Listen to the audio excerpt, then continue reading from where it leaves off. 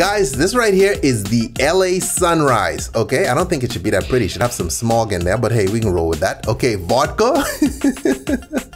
Come behind it with some creme de bananas. Creme de banana, okay? Followed up with some pineapple juice. Wonder why they call it the LA Sunrise, okay? Beautiful pineapple juice. Come behind it with some orange juice. It's a delicious drink, but I mean, I don't get why it's an LA Sunrise. And we shake, shake, shake, shake, shake, shake, shake. Okay, get our glass, put some ice in, pour in our mix. Okay, beautiful, beautiful, beautiful. Nice. All right, beautiful. Okay, and then we float a little bit of rum on top. All right, and it's the LA Sunrise. Gorgeous drink. All right, a little bit of garnish, cherry, stick in a straw, and we are good to go, okay? I'm just showing you like all the rum on top, all right? Beautiful, beautiful, beautiful.